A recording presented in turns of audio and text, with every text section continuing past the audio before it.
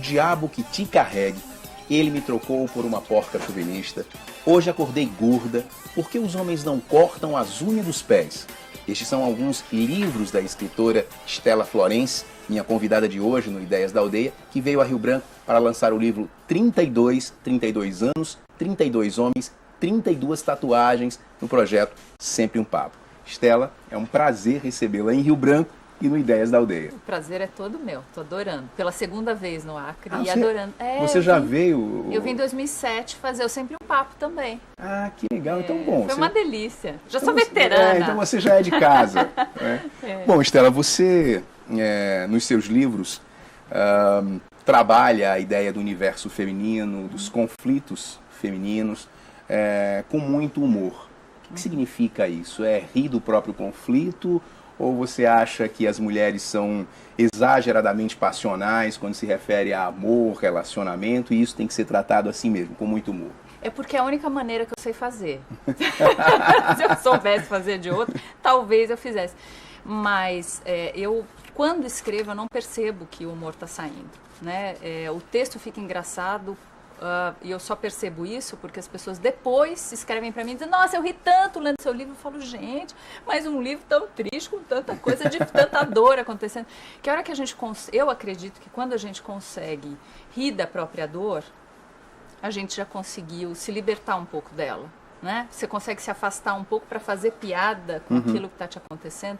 Então eu acho o riso libertador. Mas eu não faço de propósito, não. Acontece. Isso é muito legal também, né? Sim. Se eu tivesse que fazer força, eu seria uma humorista. Você já pensou o peso que é ser um humorista, que você tem de ser engraçado? Então eu não faço força, a coisa sai engraçada. Eu fico muito feliz, porque é para ser leve mesmo. Eu quero que as pessoas tenham essa sensação de partilha e sintam que a dor delas não é só delas, que outras pessoas também sentem, e façam com que a leitura transforme a dor delas numa coisa mais leve. Porque uma dor repartida, ela fica mais leve. Certamente. Quando você sabe que o outro também... Você também, nossa, duas mulheres numa mesma situação, numa mesa de bar, já começa, eu também, aí já começa a surgir a piada, o riso fica mais leve. Isso você sabe que a maioria dos e-mails que eu recebo de retorno dos livros traz esse comentário: puxa, eu achei que fosse só eu que sentisse isso, e tá ali colocado numa personagem. Será que outras mulheres também sentem? Eu até respondi para um outro dia: porque se eu não tivesse sentido, como é que eu iria escrever a respeito, né? Claro, tem que ser uma referência que parta de você, né? Sim, eu não preciso obrigatoriamente ter passado pela experiência, mas eu tenho que ter passado pelo sentimento que eu estou transferindo para a tela, senão ele sai xoxo. É verdade. Bom, e nesse Sempre um Papo, você veio lançar o livro 32 anos, 32 homens, 32 tatuagens. Parece um trava-língua, né? Na verdade que aborda um pouco isso que a gente acabou de comentar, os conflitos femininos, e tem uma personagem que eu achei incrível, que tem 32 tatuagens, e que você coloca que, na verdade, não é uma homenagem aos 32 homens. Não é uma Na verdade, homenagem. Ela usa isso como um dreno de fúria, para a dor de dela. Fúria. Eu achei ela se essa tatua frase... de raiva, ela então, não se tatua eu achei de essa frase incrível. Eu queria saber como é que a tatuagem dá fluência a essa fúria, né? A ideia dela foi a seguinte: ela tem 32 anos e aí ela resolve fazer uma lista dos homens que ela já teve, né? E ela chega curiosamente ao número 32. E muito magoada, furiosa naquela busca romântica que não se resolve, que não se define, ela decide fazer uma tatuagem para cada homem que passou pela cama dela, mas não como uma homenagem, como as pessoas costumam fazer, como um dreno de dor. Então o que é? Ela quer trazer a dor que está lá dentro para fora, para virar uma cicatriz. A tatuagem é uma cicatriz com tinta, né? Para virar uma cicatriz e ver se cicatriza, se a dor cicatriza, como se ela tentasse, através desse processo, expelir a dor de cada um. Então, cada tatuagem ela vai empurrando aquele homem para a superfície da pele, para ele não incomodar mais dentro. É a loucura dela. É assim que começa o livro, né? Porque eu tinha que pegar uma louca para começar. Como é que, né? Senão não tem graça. Você já tem que começar com impacto, com impacto, Se não tiver uma história doce, você não continua Verdade. a leitura. Aliás, antes de começar a entrevista, você falava que hoje parece que todas as mulheres têm cara de 32, as que têm menos idade e as que têm mais idade. 32 é uma marca hoje para as mulheres? 32 hoje é o rosto da mulher brasileira, aliás, da mulher mundial, 32. Eu reparei isso porque eu conversando às vezes com meninas de 20 anos, elas estão tão maquiadas, tão produzidas, tão vestidas da mesma maneira que as outras mulheres, não tem mais aquela barreira de idade, né? Você se veste assim até os 40, depois não. Que uma dessas com 23, falou que tinha 23, eu olhei e falei, nossa, eu pensei que ela tinha 32. Depois conversando com uma de 32, ela parece ter 32. Conversando com uma de 45, ela parece ter 32. Com uma de 50, meu Deus, essa mulher parece ter 32. Então agora, depois do Botox, não existe mais idade. Todas as mulheres têm 32 anos, as que têm menos, as que têm mais. Todas, e elas se igualam, isso é um símbolo de que todas se igualam na mesma dor, no mesmo sofrimento, na mesma falta, nas mesmas angústias, nas mesmas risadas, né, no mesmo humor também. Não existe mais hoje aquela separação de gerações tão marcada, né? Era bem clássico, quer dizer, uma mulher de 40 anos já era uma senhora, né? Há não muito tempo atrás. Hoje já tá todo mundo mais ou menos na mesma, né? A filha de 15 vai com a mãe e com a avó ao cinema e as três estão vestindo mais ou menos a mesma roupa. Mais ou menos a mesma roupa, é verdade. Rindo das mesmas piadas, assistindo as mesmas séries, lendo os mesmos livros. Então ficou todo mundo 32. Bom, nesse mesmo livro, a personagem também diz que se entrega a qualquer experiência que lhe cause frisson, mesmo que essa experiência possa deixar marcas profundas.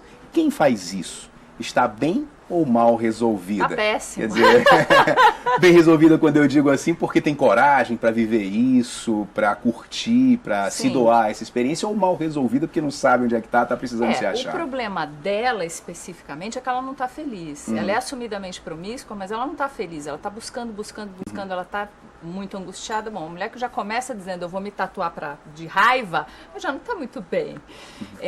Mas o problema não é você se entregar a todo tipo de experiência, né? O problema é você se sente bem com isso, isso te faz feliz.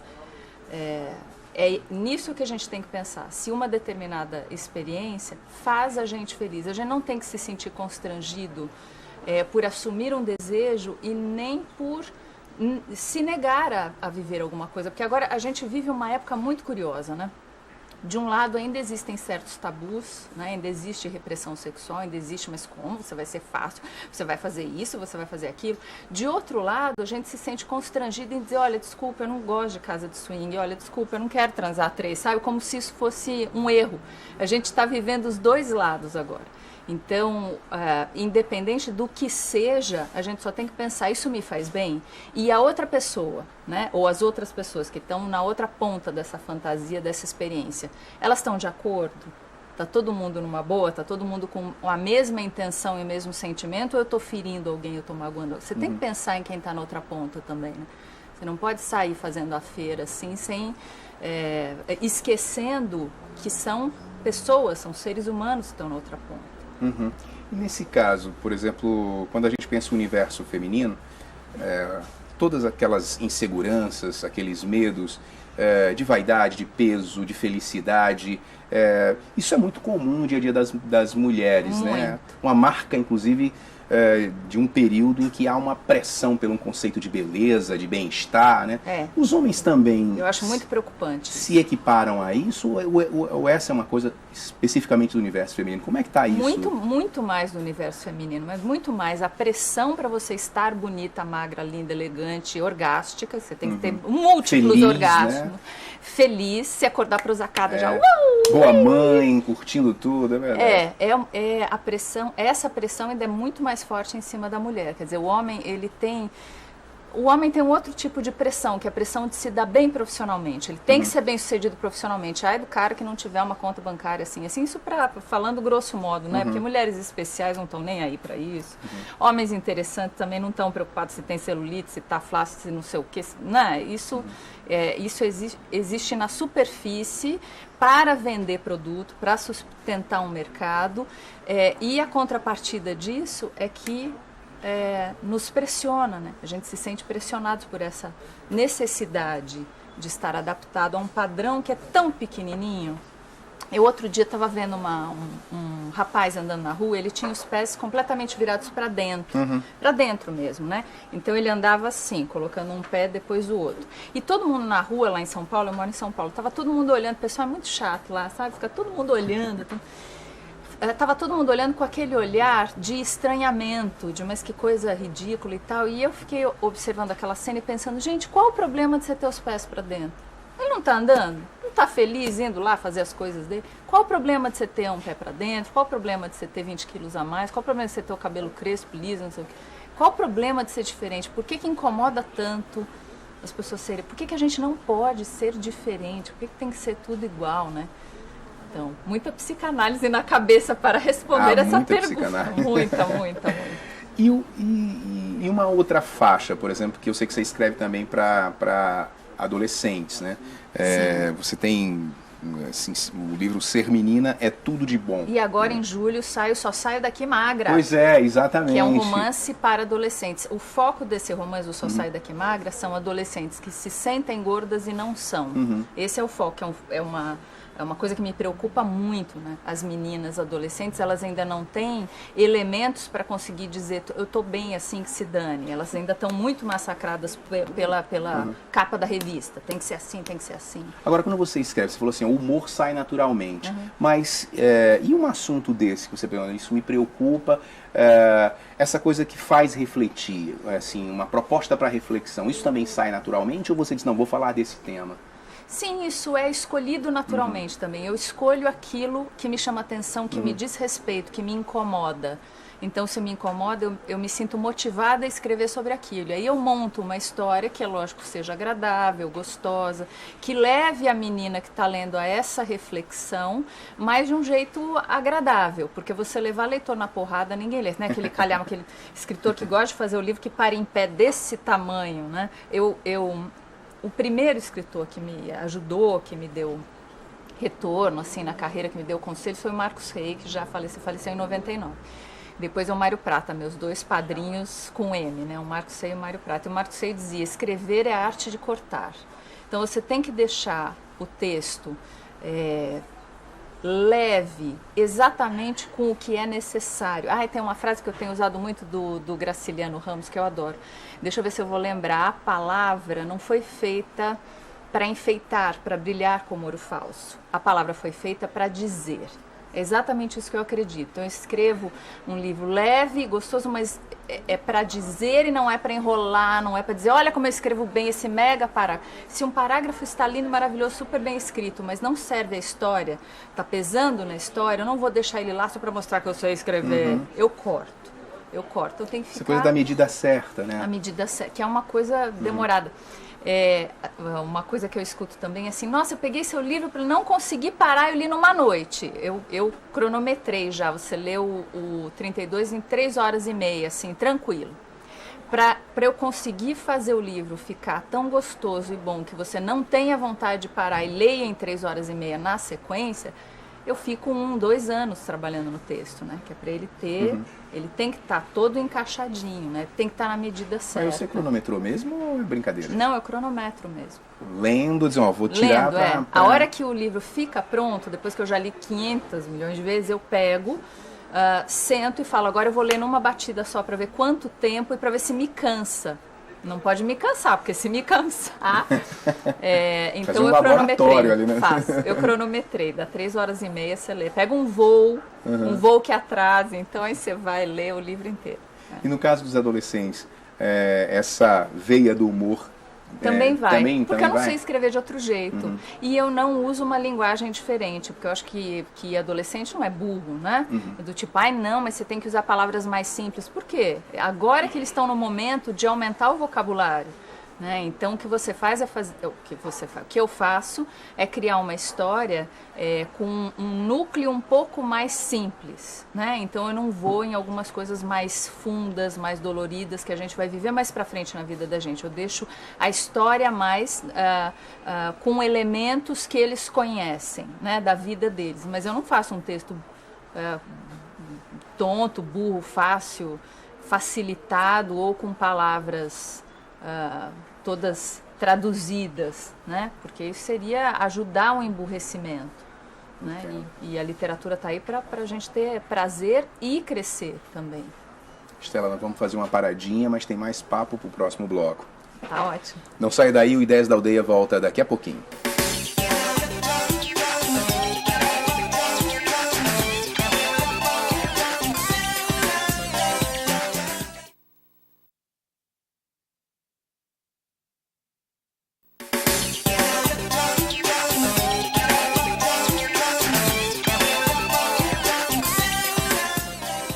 Histórias da Aldeia está de volta. O programa que hoje está sendo gravado aqui na Livraria Nobel, na Avenida Getúlio Vargas, bem no centro de Rio Branco. Nós agradecemos o espaço e fica aqui a dica da Nobel, sempre com uma boa proposta de leitura. E eu estou conversando hoje com a escritora Estela Florense. Antes de retomar, Estela, eu vou pedir para soltar aí uma enquete. Nossa equipe foi nas ruas para fazer uma enquete e ouvir as pessoas sobre esse universo feminino. Como você vê a mulher no dia de hoje? Bom, eu vejo que hoje em dia a mulher está bem mais independente do que nos séculos passados e não pela parte de hoje ela está inteligente, porque a mulher sempre foi inteligente.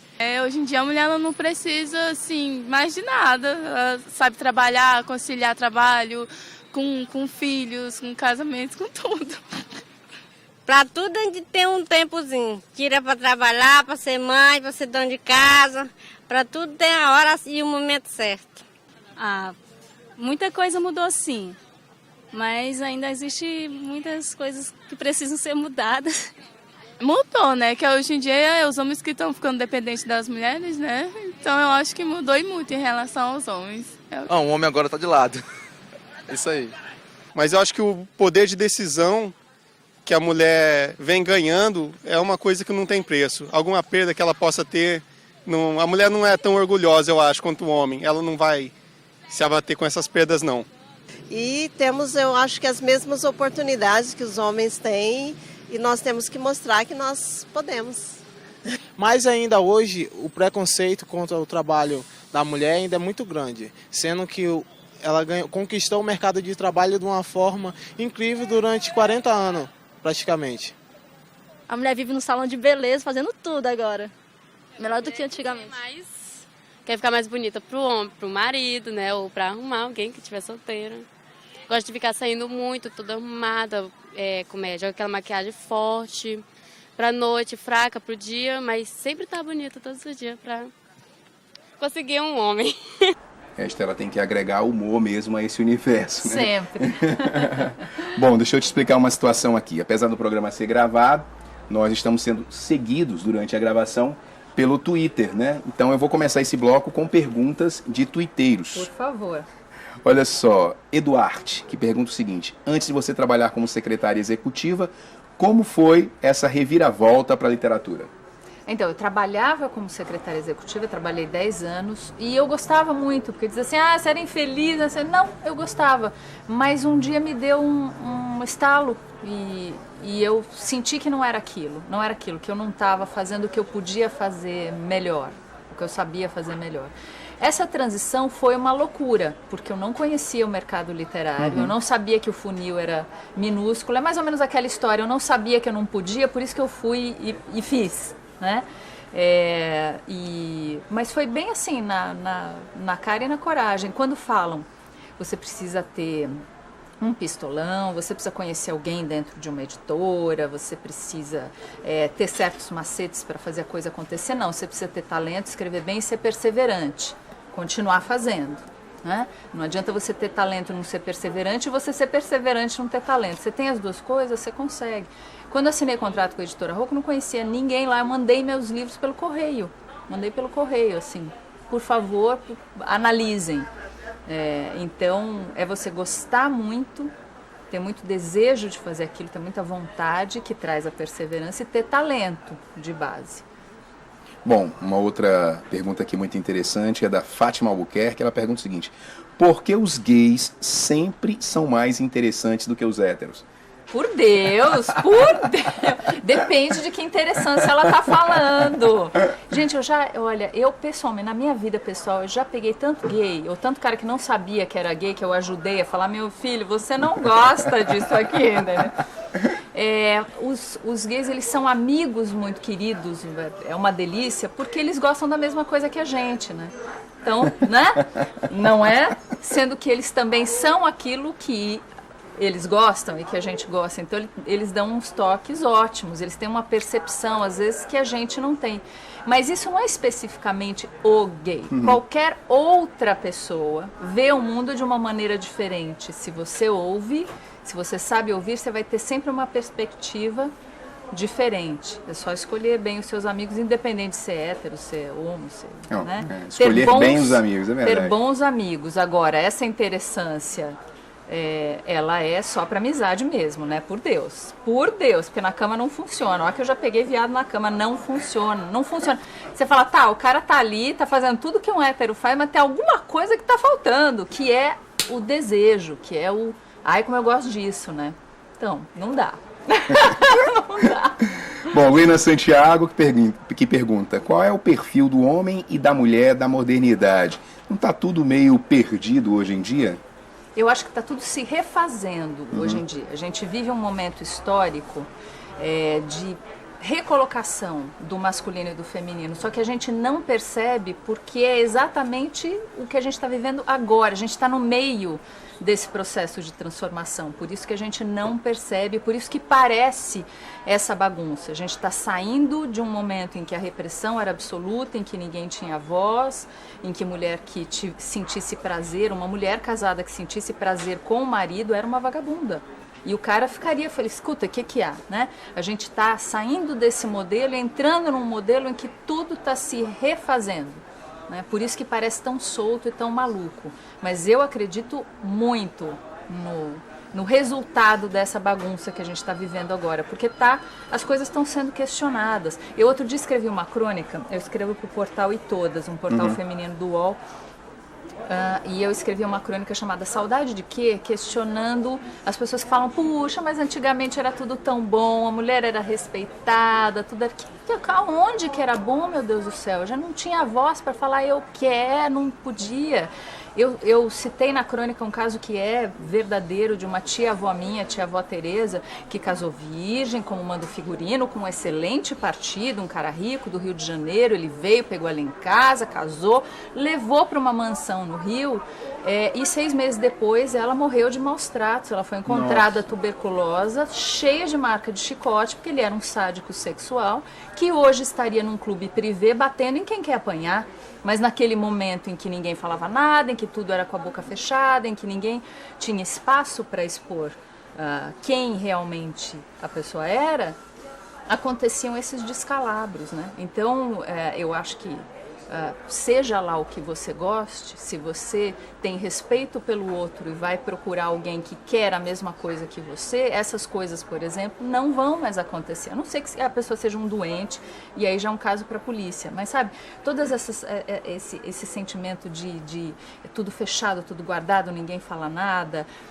Uma coisa que eu sempre falo para as mulheres, voltando um pouquinho para a questão dos gays que a gente estava falando antes.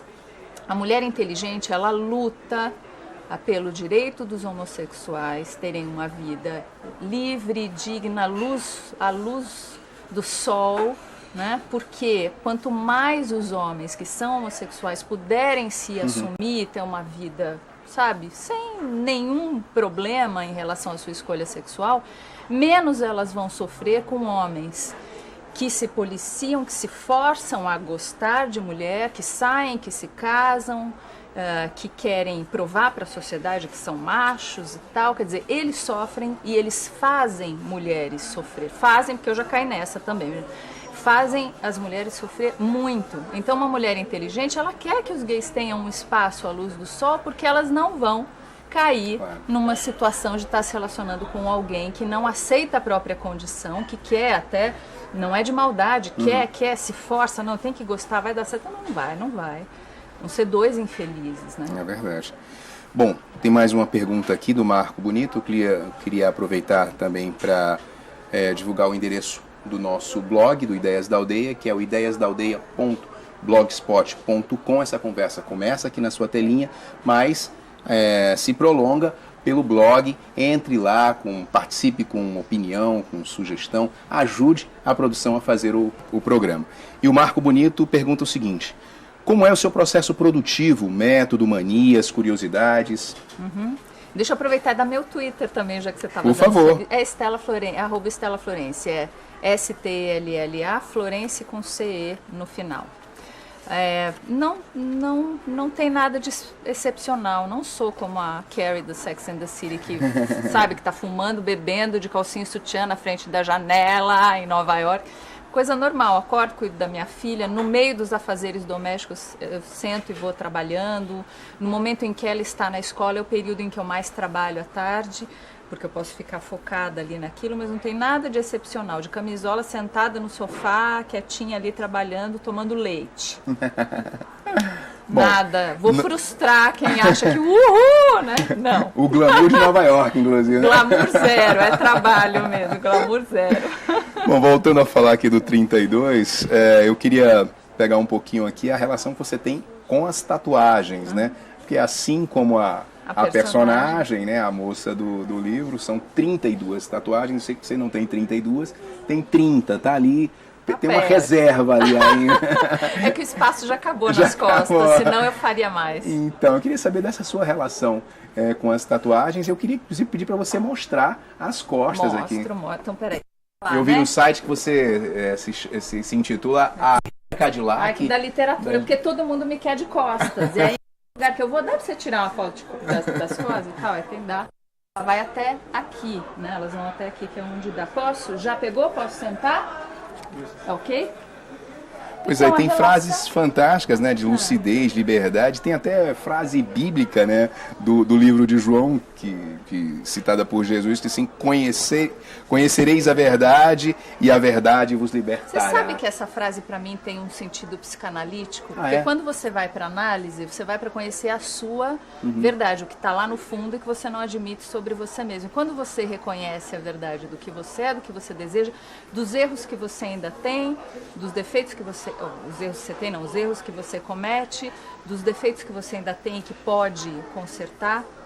Quando você reconhece isso, é uma libertação. Você começa a mudar. Você só começa a mudar se você encara a verdade. A verdade não é, nem sempre é bonita, nem sempre é bem cheirosa, nem sempre é prazerosa, né? Nem sempre é prazerosa, mas ela é libertadora. Por mais difícil que seja, ela é libertadora. Né? E a relação? A gente falava, por exemplo, da personagem que tatuou assim pra... nesse caso a gente não tem nada a ver, porque ela se tatua de raiva e eu me tatuei por prazer. Eu não fiz tatuagem nenhuma pra ninguém, né? Quer dizer, fiz pra minha filha e tal, algumas, mas eu fui tatuando, foi uma coisa absolutamente impulsiva e ariana. Eu fui fazer a primeira tatuagem, que é esse agora, aqui no pulso, e quando eu estava fazendo, eu pensei, mas eu queria mesmo ter um livro tatuado nas costas. E aí já pensei, e vou fazer! Então eu fui tatuando por prazer e depois eu percebi que funcionava como uma marca registrada do meu trabalho, porque eu fiz um livro, e eu sou uma escritora, eu fiz um livro nas costas. Eu não tinha... Quando eu fiz foi por desejo, eu não tinha pensado no lado mercadológico da coisa. Agora eu uso também, né? Já virou minha marca profissional também, ter o livro tatuado nas costas, mas foi por prazer, um prazer estético, fazendo uma parte do corpo que não é muito gorda, não balança muito, porque fazer tatuagem, braço, por exemplo, que balança, aquilo fica a tatuagem balançando, cada passo que você dá não dá, senão eu já tinha feito em tudo, braço inteiro. Então eu fiz onde dava para fazer. Nem todo mundo tem braço de Madonna, né, Estela? Nem todo mundo tem braço de Madonna. Bom, eu adorei os títulos dos teus livros. Obrigada. Né? Eu também gosto. E tem um que é fantástico, é Hoje Acordei Gorda. Pois é. Como é que é isso, de repente? Esse é um fantasma, assim, que assusta as mulheres, né? E como é que é essa ideia, por exemplo, de alguém que acorda e olha assim, caramba, tô gorda. Hoje Acordei Gorda é o sentimento, é o você se sentir gorda. A maior parte das mulheres não está verdadeiramente gorda, mas se sente e sofre muito. O sofrimento não é pequeno, não. Eu tô me sentindo mal, tô me sentindo gorda. Ela deixa de sair, ela deixa de transar gostoso, ela deixa de fazer coisas prazerosas, ela deixa de ir à praia porque ela está se sentindo gorda. Então esse livro, que eu adoro, me dá muito orgulho falar dele, porque ele é indicado como leitura terapêutica para pacientes com transtornos alimentares. Pois é, eu fiquei sabendo disso. Isso eu fiquei super contente, porque é um livro de literatura, é um livro gostoso, são contos e todas as personagens são gordas ou se sentem gordas, estão numa situação desse tipo. E ele é usado também como leitura terapêutica, então eu fiquei assim babando de orgulho. É um livro muito gostoso. E quando você faz referência a esse livro no site, você faz uma pergunta, você tem fome de quê? Né? Me reporto agora à música dos Titãs. E aí eu queria reforçar essa ideia e perguntar isso. Homem e mulher têm fome de quê, Estela? Oi, Eu acho que a fome não é diferente. Eu acho que homens e mulheres não são diferentes, não vieram de planetas diferentes.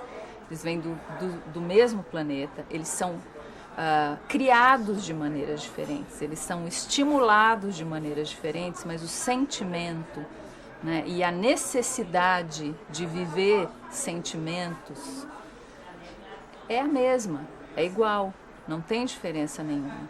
Então, eu acho que a fome de todo mundo é fome de realização, fome de prazer, fome de amor. É a fome que todo mundo tem. E aí a gente tem que ir tentando matar essa fome da melhor maneira possível, sempre pensando que tem uma outra pessoa do outro lado da linha. Em relação a tudo, relação profissional, você não pode passar por cima das pessoas porque você tem aquela fome de realização, de chegar, de fazer acontecer. Você tem que ter ética. Você tem que ter ética na vida para tudo. Ética para amar, para trabalhar, para viver, ética na sua religião, ética em tudo. Então, acho que a fome fundamental é fome de realização, de prazer e de amor. Bom, quando você diz homem e mulher não vieram de planetas distintos, quer dizer, vieram do mesmo planeta, e aí eu te pergunto, então esses conflitos, esses universos, que no primeiro bloco você disse, são diferentes, o homem está mais focado no trabalho. Eles se expressam de maneiras diferentes. Nessa referência do viver a vida a partir da estabilidade. Né? As mulheres estão em outra, né? Mas esses conflitos, eles se compreendem mais, eles estão mais próximos, quer dizer, um compreendendo melhor essa fronteira do outro? Eu acho que eles estão cada vez mais parecidos. Acho que esse foco de que a mulher é mais assim, o homem é mais assado, o homem está mais ligado nisso, a mulher mais aquilo, são fronteiras que estão se dissolvendo. E elas têm que se dissolver com muito cuidado para a gente não perder a identidade feminina e a identidade masculina, claro, né? Porque senão aí a gente fica sem eixo, a gente fica sem roteiro. Que ser é esse, né? Que ser é esse? Não tem nada a ver com orientação sexual, né? Um homossexual, ele é fundamentalmente um homem, ele é em primeiro lugar um homem, claro. Tem uma estrutura masculina. O que eu acho é que essas fronteiras do comportamento, do que é importante, do que não é, elas é que estão um pouco mais fluidas hoje. Eu acho importante que estejam mais fluidas, né? Que é justamente para você ver, para o homem ver que a mulher dele tem fome, por exemplo, de realização profissional, e ela vê que o homem dela tem fome de amor também, né? São fomes que é uma fome classicamente masculina, classicamente feminina, mas que não é. Elas já estão se misturando. As pessoas estão... Elas sempre estiveram ali, só que agora os homens estão começando a assumir um pouco mais, olha, eu tenho essas necessidades também, ok? E as mulheres também estão assumindo, eu também tenho aquelas necessidades ali. Eu acho que eu acredito na evolução, no progresso, eu acho que a gente vai se relacionar cada vez melhor com o passar do tempo. Só que esse processo não vai acontecer sem dor, sem a gente se olhar no espelho, sem a gente conversar com a gente... Né? Sem a gente conversar com o outro, sem dor, infelizmente não dá. Mas dá para ser dor com humor. A gente pode rir junto. E quando a mulher parte para o outro extremo, Estela, por exemplo, eu me lembro que a polêmica filósofa Camille Paglia, né, eu acho que hoje até a Alison Wolff também fala um pouco disso, de que o feminismo, essa busca incessante pela liberdade da mulher acaba por escravizá-la. O que você acha disso? Eu acho que acaba por escravizá-la, sim, sabe? Eu acho que a gente tem que lutar pelo direito de ser quem a gente quiser ser. Então, a hora que vem o feminismo e traz para a gente conquistas incríveis, maravilhosas, ótimo, muito bem. Agora, isso não pode ser uma determinação, todo mundo tem que ser assim, né? Tem mulher que gosta, que tem prazer e que fica feliz ao engravidar, largar o trabalho e ficar cuidando dos filhos. Tem prazer naquilo, tá feliz daquele jeito. Por que a gente tem que falar, escuta, mas você não pode, não sei o quê. Ela é que sabe da relação dela, ela é que sabe como ela está dentro do casamento dela. A gente não tem o direito de cima dizer, você tem que fazer isso. Então, o interessante é que as conquistas estejam aí e que todo mundo possa ser tudo. Então, a mulher possa ser tudo o que ela quiser e o homem possa ser tudo o que ele quiser, sem uma obrigação, um papel. Então, o que às vezes o feminismo ainda recebe um pouco de crítica é por essa imposição. olha, você tem que usar esses direitos que foram conquistados arduamente. Não, ela pode querer não usar. É direito dela não usar. É direito dela ficar de avental cor-de-rosa fazendo bolo o dia inteiro. É direito. É direito fazer o que a gente deseja. E acho que é aí que a gente vai conseguir chegar. A gente ser quem a gente é, a gente fazer o que a gente deseja, a gente poder ser diferente. Eu, quando falo com a minha filha tem 8 anos. Eu sempre me policiei para quando eu conversar com ela, eu nunca dizer assim, então, porque quando você for mãe, eu sempre falei para ela, então, Olivia, porque se um dia você quiser ser mãe, aí você vai ver tal coisa, tal coisa, tal coisa. Eu nunca passo para ela isso como uma imposição, que é uma coisa que é passada para a mulher desde pequenininha. Quando você for mãe, você vai saber o que eu estou sentindo. Né? Isso é passado quase como uma sina. Pois é, uma sensação ruim. Eu deixei de fazer isso para te atender. Não é horrível ter essa cobrança? Você teve um filho porque você teve a vontade, o desejo, ou então você acabou ficando grávida e aí optou por ter, não, eu quero, vou, então por que você tem que ficar jogando na cara de, olha, os sacrifícios que eu fiz? Você não fez por amor? Claro. Amor a gente não cobra, amor a gente não pede retorno. Bom, Estela, eu vou pegar aqui teu livro, pedir para mostrar aqui teu livro, que você vai estar discutindo no Sempre um Papo. E para fechar nossa conversa, eu queria que você falasse exatamente um pouquinho desse projeto que aproxima muito o autor do público, né? Permitindo uma conversa muito legal, muito próxima. É a graça. Eu acho que essa é a graça, porque não existe, sim, eu ia falar, não existe profissão mais solitária que a de escritor. Existe, né? Você pode estar no Himalaia meditando há 10 anos comendo capim, se é que nasce algum capim ali perto. Mas, enfim, é uma das profissões mais solitárias que existem. Né? E poder encontrar as pessoas, poder bater papo, poder ver essa equipe gostosa que está aqui atrás das câmeras, que não aparece fazendo programa.